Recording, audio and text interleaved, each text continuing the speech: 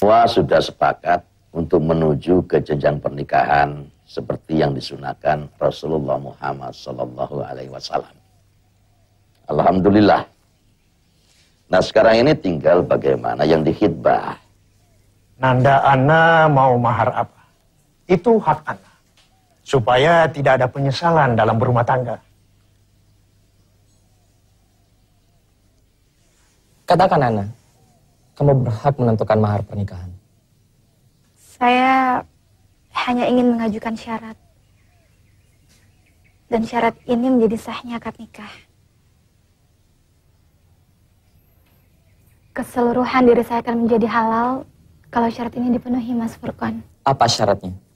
Pertama, setelah menikah, saya harus tetap tinggal di sini, di lingkungan pesantren.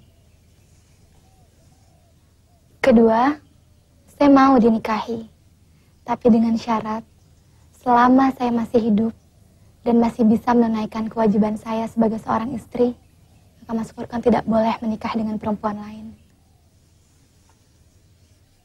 Pak Kiai, apa syarat-syarat itu tidak mengada-ada? Tidak, sama sekali tidak. Para ulama telah membahasnya ini panjang lebar.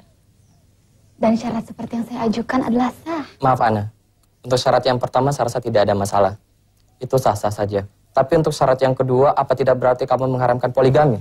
Di bagian mana dari perkataan saya yang mengharamkan poligami yang dibolehkan Al-Quran? Mas Furqan mau menikah sekaligus dengan 4 orang perempuan, itu hak Mas Furqan. Tidak ada masalah buat saya. Tapi itu artinya bukan saya yang menjadi salah satu istri Mas. Persyaratan saya bisa dianalogikan dengan misalnya setelah menikah, Mas Furqan tidak boleh makan jengkol karena saya tidak suka baunya.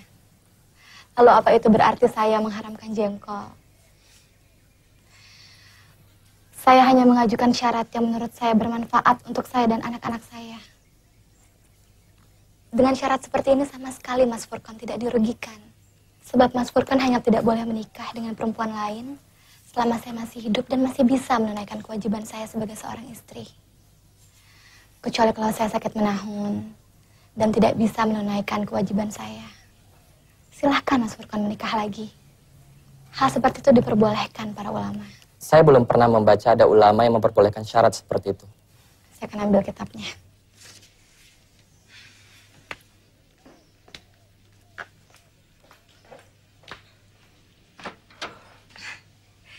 Silahkan diminum, Pak.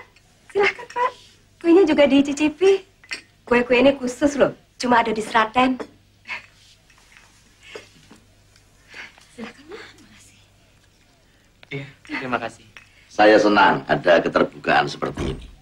Ini juz 7 dari kitab Al-Mufni karya Ibnu Qudamah. Silakan baca halaman 93.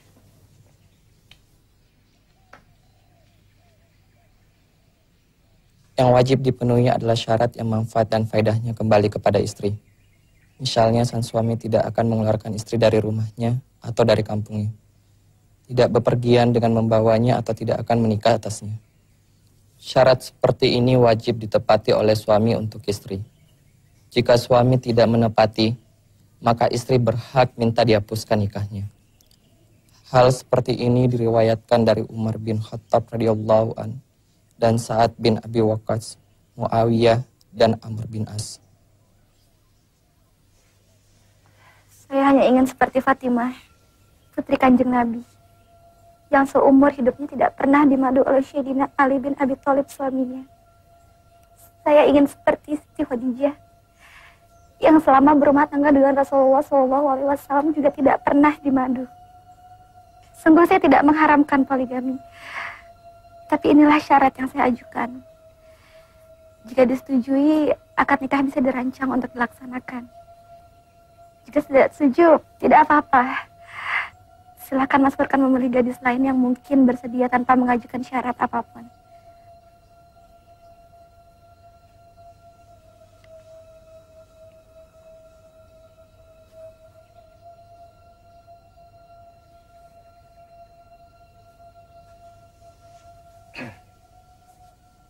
Pak Kiai, kami sudah mendengar semua persyaratan dari Ananda Ana.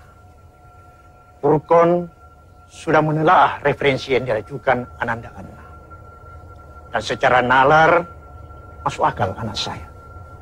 Maka dengan penuh keyakinan, Furqon menerima semua persyaratan Ananda Ana. Alhamdulillah. Alhamdulillah.